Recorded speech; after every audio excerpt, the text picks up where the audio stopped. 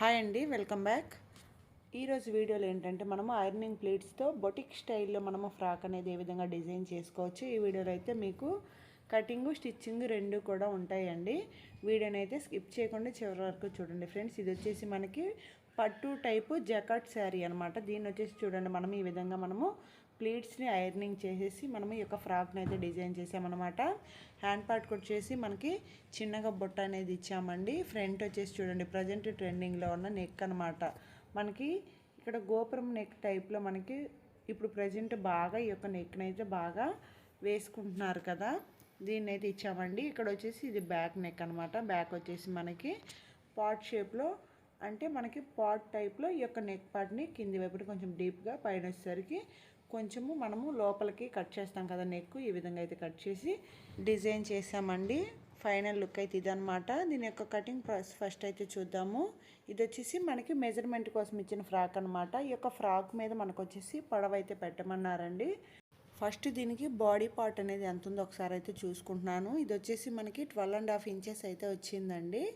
Body part కోసం నేను cotton లైనింగ్ని అయితే తీసుకొని మనకి ఎంత అయితే కావాలో బాడీ పార్ట్కి సరిపడి ఈ విధంగా కట్ చేసుకున్నాను అనమాట. కట్ చేసుకున్న తర్వాత ఇక్కడ వచ్చేసి ఫస్ట్ పొడవు అయితే మార్క్ చేస్తున్నానండి. ఒక 12.5 ఇంచ్ దగ్గర ఒక మార్కింగ్ అయితే వేసేసుకొని ఇక్కడ మనము స్కేల్తో ఈ విధంగా లైన్ వేసుకుంటే మనకి కరెక్ట్గా వచ్చేస్తుంది అనమాట. మరలా ఒకసారి అయితే లైన్ అనేది కరెక్ట్గా వేసుకున్నానండి. నెక్స్ట్ చూడండి, దీని యొక్క చెస్ట్ లూజ్ వచ్చేసి 28 ఇంచెస్ అనమాట. 28 ఇంచెస్ అంటే మనకి ఇక్కడ బ్లౌజ్కైనా డ్రెస్కైనా 4వ భాగాన్ని ఇక్కడ మార్క్ చేసుకోవాలన్నమాట. అంటే 7 ఇంచెస్ అండి. 7 ఇంచెస్కి వచ్చేసి 1 ఇంచ్ అయితే యాడ్ చేయాలండి. ఎందుకంటే ఇది డ్రెస్ కాబట్టి ఫిట్టింగ్ అనేది కొంచెం లూజ్గా ఉండాలి కాబట్టి మనము ఈ విధంగా మార్క్ చేసుకోవాలన్నమాట. మార్క్ చేసిన తర్వాత 1 ఇంచ్ వచ్చేసి మనము టక్స్లు వేసుకోవడం కోసం, ఎక్స్ట్రా ఉన్నది వచ్చేసి మనకి సైడ్ ఖర్చు కోసం అనమాట. ఈ విధంగా మార్క్ చేసేసుకున్న తర్వాత 5 ఇంచెస్ వచ్చేసి మనకి నెక్ షోల్డర్ రెండు కలిపి పెట్టేసుకోవాలన్నమాట. ఈ విధంగా మార్క్ చేసుకున్న తర్వాత నెక్ విడ్త్ వచ్చేసి 2 ఇంచెస్కి అయితే మార్క్ చేస్తున్నాను. నెక్ వెడల్పు అనమాట, అంటే నెక్ వెడల్పు 2 ఇంచెస్కి, అదేవిధంగా 4.5 వచ్చేసి ఫ్రంట్ నెక్ అనమాట. ఫ్రంట్ నెక్ డీప్ వచ్చేసి 4.5కి అయితే ఈ విధంగా మార్క్ చేశానండి. ఇలా మార్క్ చేసిన తర్వాత చంక డౌన్ వచ్చేసి నేను ఇక్కడ 5.5కి అయితే మార్క్ చేసేసుకుంటున్నాను. ఈ విధంగా మార్కింగ్ వేసేసుకొని మనము స్కేల్తో లైన్స్ అయితే వేసుకోవాలన్నమాట. ఈ విధంగా మనము నీట్గా అయితే ఈ యొక్క బాక్స్ షేప్ని అయితే ఇచ్చానండి. నెక్స్ట్ వచ్చేసి చూడండి, చంక వైపు కూడా బాక్స్ షేప్ ఇచ్చి చంక డ్రాయింగ్ అనేది వేసుకోవాలి. నెక్స్ట్ సైడ్ వచ్చేసి నేను ఇక్కడ ఏమి నెక్ డ్రాయింగ్ అయితే వేయట్లేదండి. నెక్స్ట్ వచ్చేసి చెస్ట్ లూజ్ అనమాట. చెస్ట్ లూజ్ ఏం చేయాలంటే మనము కింద నడుము లూజ్కి 1 ఇంచ్ అనేది యాడ్ చేసుకుంటే సరిపోతుంది. ఈ విధంగా మార్కింగ్ చేసేసుకొని మనము కట్ చేసుకోవాలన్నమాట. నెక్స్ట్ చూడండి, ఇక్కడ టక్స్లు అయితే ఇస్తున్నాను అనమాట. మనకి కుట్టుకునేటప్పుడు గుర్తుండటం కోసం కింది వైపున ఒక 1/2 ఇంచ్ అయితే క్రాస్ అయితే తీసుకోవాలండి. ఈ విధంగా క్రాస్ తీయడం వల్ల ఫిట్టింగ్ బాగా వస్తుంది అనమాట. ఈ విధంగా కట్ చేసుకున్నాం కదా. నెక్స్ట్ వచ్చేసి మనము హ్యాండ్ పార్ట్ని అయితే కట్ చేసుకోవాలి. ఈ హ్యాండ్ పార్ట్ కోసం ఈ యొక్క క్లాత్ ఉంది కదా, దీన్ని చూడండి డబల్ ఫోల్డింగ్ అయితే వేసాను అనమాట. అంటే మొత్తం 4 ఫోల్డింగ్స్ ఉంటాయి అనమాట. ఇక్కడ 10 ఇంచెస్ వచ్చేసి పొడవుకి అయితే మార్క్ చేసుకున్నాను. ఇక్కడ వచ్చేసి పొడవు దగ్గర మనము ఒక లైన్ అయితే వేసుకోవాలన్నమాట. ఈ విధంగా లైన్ వేసుకున్న తర్వాత చూడండి 3 ఇంచెస్ దగ్గర డౌన్ చేసుకొని మరొక మార్కింగ్ అయితే వేసుకోవాలి. ఇక్కడ క్రాస్గా పెట్టేసుకొని మనము లూజ్ ఎంత వచ్చిందో ఆ మార్కింగ్ ఇక్కడ వేసేసుకుంటే మనకి హ్యాండ్ కర్వ్ అనేది వచ్చేస్తుందండి. ఈ విధంగా మనము ఈ యొక్క స్కేల్తో హ్యాండ్ కర్వ్ అనేది చూడండి ఎంత నీట్గా తీసేసుకున్నాము. నెక్స్ట్ వచ్చేసి సైడ్ ఇది వచ్చేసి ఖర్చు అనమాట. ఇది వచ్చేసి బుట్ట హ్యాండ్స్ అనమాట.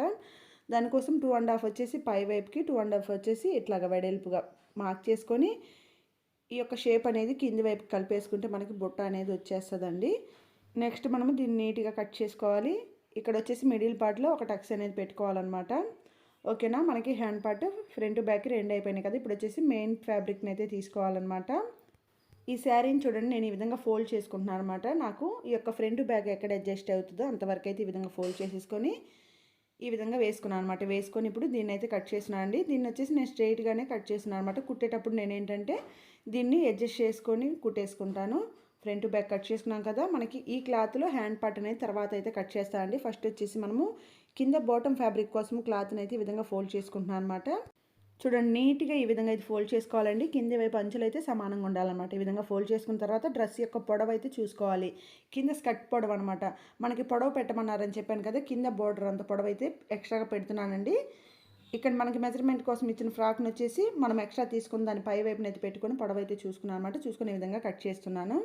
ఈ విధంగా కట్ చేసుకుని దీనికోసం వచ్చేసి ఇది లైనింగ్ అనమాట. ఈ విధంగా మనకి బాటమ్ ఫ్యాబ్రిక్ అనేది అయిపోయింది కదా. ఇది వచ్చేసి మనకి కింద ఫాల్ కోసం యూజ్ చేసుకుంటానండి ఆ క్లాత్ని.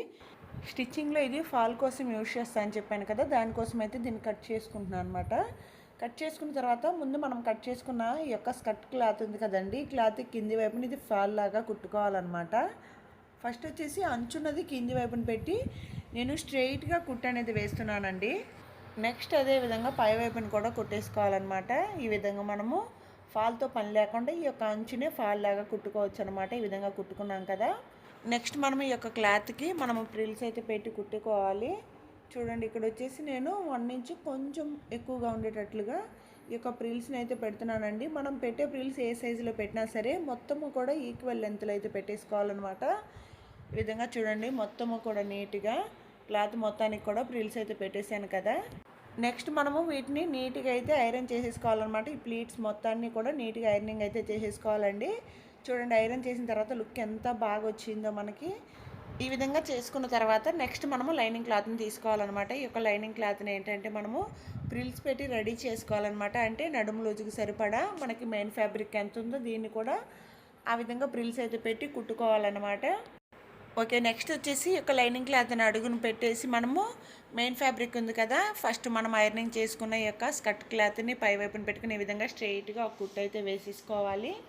ఇలా కుట్టుకున్న తర్వాత ఈ అంచు మొత్తం కూడా పీచు లేచింది కదా, దీని అయితే నీట్గా మనం ఓవర్లాక్ చేసుకోవాలండి. చూడండి, మనకి ఇక్కడ ఫినిషింగ్ అనేది ఎంత నీట్గా కనిపిస్తుందో. నెక్స్ట్ వచ్చేసి బాడీ పార్ట్ కుట్టుకోవాలి కదా, దానికోసం ఈ విధంగా ఫ్రంట్ బ్యాక్ రెండు కూడా ఈ విధంగా తీసుకోవాలి. ఇందులో ఒక పార్ట్ని అయితే తీసుకొని నెక్ షేప్ అయితే ఇవ్వాలన్నమాట. నెక్ షేప్ ఇవ్వడం కోసం ఫస్ట్ వచ్చేసి నేను బాక్స్ షేప్ని అయితే గీసాను అనమాట. గీసిన తర్వాత చూడండి, ఇక్కడ మనకి ప్రజెంట్ ట్రెండింగ్లో ఉన్న ఈ నెక్ని అయితే ఇక్కడ డ్రాయింగ్ అయితే వేసుకుంటున్నానండి. ఈ విధంగా వేసుకున్న తర్వాత దీన్ని అయితే కట్ చేయట్లేదు అనమాట. కట్ చేయకుండా ఇది వచ్చేసి మనకి బ్యాక్ సైడ్ కూడా కనిపించే విధంగా ఒకసారి అయితే మరలా నేను డ్రాయింగ్ అయితే నీట్గా వేసుకుంటున్నాను అనమాట. ఇక్కడ వచ్చేసి చూడండి, మనకి బ్యాక్ సైడ్ కూడా ఈ విధంగా వేసేసుకున్నాను అనమాట. ఈ విధంగా వేసుకొని ఫస్ట్ దీనికి పైపింగ్ అయితే స్టిచ్ చేసుకుంటాను అనమాట. ఈ విధంగా మనము నెక్ కట్ చేయకుండా ఫస్ట్ పైపింగ్ కనుక స్టిచ్ చేస్తే మనకి నెక్ సాగకుండా కరెక్ట్గా వస్తుందండి. చూడండి, మనం ఏ విధంగా అయితే మార్క్ చేసుకున్నామో ఆ విధంగానే కుట్టేసుకోవాలన్నమాట. నీట్గా మనము ఈ కరువు తిరిగే ప్లేసెస్లో కానివ్వండి, అదేవిధంగా ఈ రౌండ్ షేప్ దగ్గర కానివ్వండి, నీట్గా నిదానంగా కుట్టుకోవాలన్నమాట. ఇక్కడ చూడండి, నేను నార్మల్ పాదంతోనే వేసాను, అయినప్పటికీ కూడా మనకి ఎంత నీట్గా ఈ యొక్క షేప్ అనేది వచ్చిందో. నెక్స్ట్ వచ్చేసి మనము పేపర్ క్యాన్వాస్ని అయితే తీసుకుంటున్నామండి. ఈ యొక్క క్యాన్వాస్ అనేది మనకి ఈ నెక్కి ఎంత అయితే పడుతుందో అంత అయితే తీసుకోవాలన్నమాట. ఈ విధంగా తీసుకొని ఈ విధంగా సెంటర్ పార్ట్లో కట్ చేసుకోవాలన్నమాట. కట్ చేసుకున్న తర్వాత ఇక్కడ వచ్చేసి ఫస్ట్ అడుగును వచ్చేసి క్యాన్వాస్ని అయితే పెట్టాను, పైన మెయిన్ ఫ్యాబ్రిక్ని పెట్టాను, దానిపైన వచ్చేసి లైనింగ్ పీస్ని అయితే పెట్టాను అనమాట. ఈ విధంగా పెట్టేసుకొని ఇవి కదలకుండా పిన్స్ అయితే పెట్టుకోవాలి. ఇప్పుడు మనము నెక్ చుట్టూతో కుట్టు కనుక వేస్తే మనకి క్లాత్ అనేది జరగదండి, నీట్గా అయితే కుట్టేసుకోవచ్చు. ఈ విధంగా చూడండి, నెక్ చుట్టూ కూడా మనము పైపింగ్ ఎంత అయితే వేసామో దాని పక్కనే స్టిచ్ అనేది పడేటట్లుగా నిదానంగా కుట్టు అయితే వేసుకోవాలన్నమాట. మీకు నార్మల్ పాదంతో రాకపోతే సింగిల్ పాదాన్నైనా ఫిట్ చేసుకొని ఈ విధంగా కుట్టేకోండి. నెక్స్ట్ ఈ మధ్యలో నెక్స్ట్ ఆ ఖర్చు మొత్తాన్ని నీట్గా కట్ చేయాలండి. కుట్టిన తర్వాత మనము ఈ యొక్క పిన్స్ని అయితే తీసేసి ఈ కార్నర్స్ దగ్గర అదేవిధంగా చుట్టూ కూడా ఈ విధంగా టక్స్లు అయితే ఇవ్వాలన్నమాట. ఈ టక్స్లు ఇస్తే ఏంటంటే మనకి నెక్ షేప్ అనేది పర్ఫెక్ట్గా వస్తుంది అనమాట. ఓకేనా, ఈ విధంగా తీసాం కదా. ఇప్పుడు వచ్చేసి మనము దీన్ని రివర్స్ చేసుకోవాలన్నమాట, అంటే క్లాత్ని రివర్స్ చేయాలన్నమాట. చూడండి, మెయిన్ ఫ్యాబ్రిక్ పై వైపుకి పెట్టాను, లైనింగ్ పార్ట్ని అడుగు వైపుకి తిప్పేసుకొని ఈ విధంగా నీట్గా స్టిచ్ అయితే వేస్తున్నానండి. ఈ విధంగా మనము నెక్ చుట్టూ కూడా కుట్టేసుకున్న తర్వాత మనకి నెక్ షేప్ చూడండి ఎంత నీట్గా పర్ఫెక్ట్గా వచ్చిందో. ఈ విధంగా కుట్టాం కదా. నెక్స్ట్ ఈ చివరన అంటే మనకి చంక వైపు ఉంది కదా, ఈ చుట్టూ కూడా ఈ విధంగా కుట్టుకోవాలన్నమాట. మనం మొత్తం కూడా జాయింట్ అనేది ఇంకా చేసేసుకోవాలండి. ఫస్ట్ వచ్చేసి మనము ఈ యొక్క ఖర్చు అనేది ఎక్స్ట్రాగా పెట్టేసుకున్నాం కదా, ఈ యొక్క ఖర్చు మొత్తాన్ని కూడా మెయిన్ ఫ్యాబ్రిక్ని లైనింగ్ క్లాత్ని రెండు కలిపి ఈ విధంగా అంటించేసుకున్న తర్వాత ఎక్స్ట్రా ఖర్చు మొత్తాన్ని కూడా నీట్గా కట్ చేసుకోవాలన్నమాట.